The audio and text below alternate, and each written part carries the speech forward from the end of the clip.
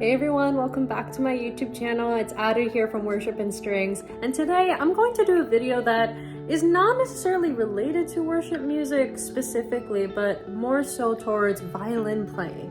Basically what I'll be doing is talking about my technique and what I've personally learned, and honestly what I wish I knew. As I was learning from my teachers and learning all of this, I'm very confident that these tips can help you as well. I mean, of course, it's gonna depend on where you are in your playing journey, what your playing level is, but I'm sure that at least one of these tips are going to help you. Without further ado, let's get right into it. I wanna throw a quick disclaimer before I get started.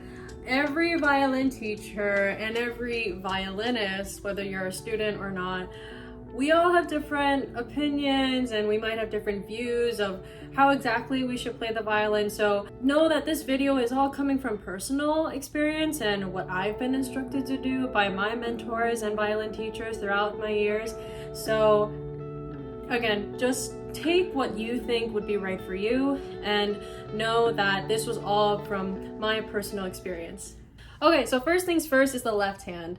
And when I was mentored by my last violin teacher, he noticed that my hand kind of looked like this. I'll show it to you here. I'll show it to you right here. And I'll also show it, how it looks like underneath the neck.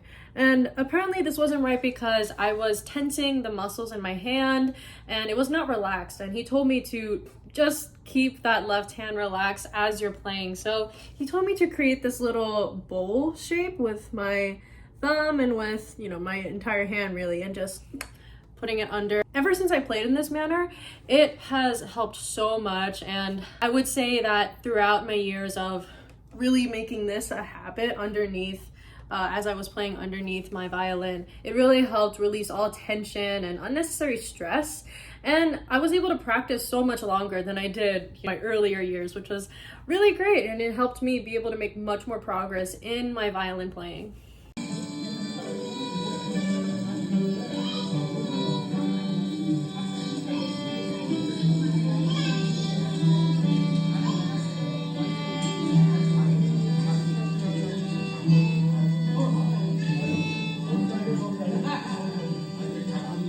The second thing is all about this here, the right hand. I also learned this from my previous mentor. He taught me about the importance of weight distribution throughout the entire bow.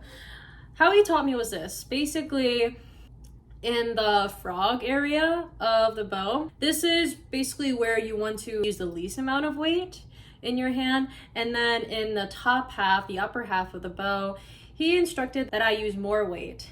And how it would sound like if I were to play maybe a regular G on the D string would be.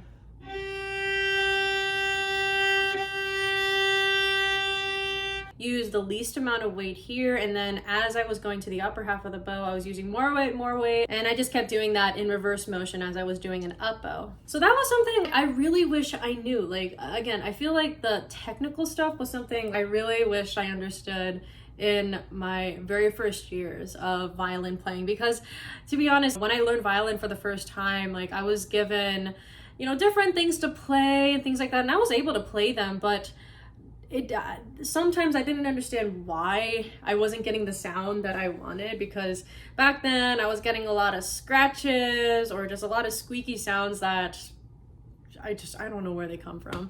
Back then I didn't really know why that was the reason, and I did not know it was my technique back then. But then he pointed out, you gotta take care of that technique, girl. Okay, so that's what we did, and I'm so grateful that he showed me that. Okay, so we got the technical side part out of the way. Okay, so this next one doesn't really have to do much with playing specifically, but it has to do more with the actual practicing, the process of practicing. If there was anything I learned, it was this. We've heard the terms practice makes perfect.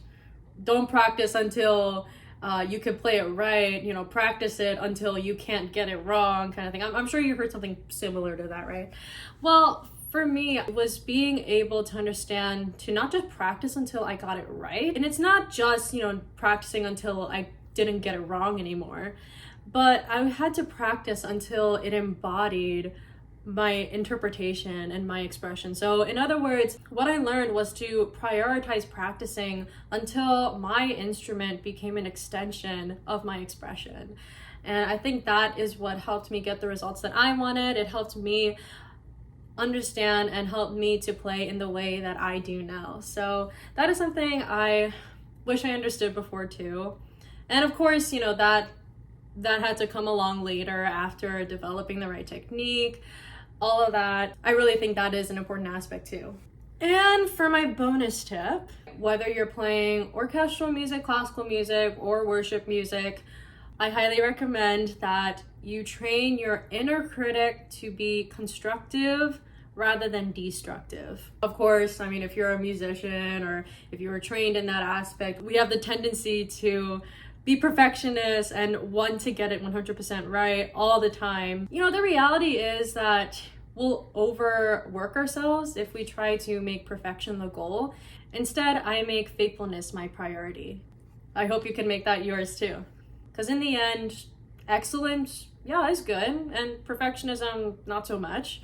What will truly matter in the end is faithfulness to our gift, faithfulness in what we're called to do, and whether that's music related or not. I mean, hey, like maybe you're just serving on the worship team because you just love making music for the Lord, and that is perfectly fine. What matters is our faithfulness. You know, God's not looking for the most perfect musician, absolutely not. In fact, he does not look for that at all. So we know that faithfulness will triumph over every type of excellence or even perfectionism.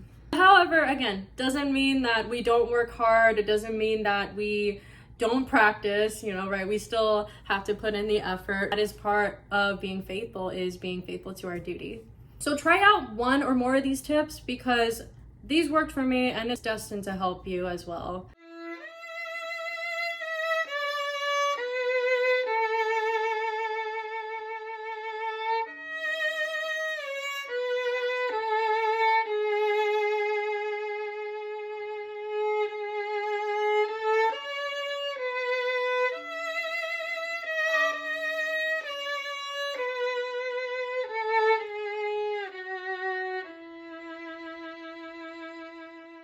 Subscribe for more videos like this, like, comment, and share this video with all of your string player friends. And check out the free resources like my free masterclass down below, my free ebooks, and also the other ebooks that have helped me play the violin so much better than I did in my earlier years. I'm confident it's gonna help you as well. I'll see you soon. Have a blessed day.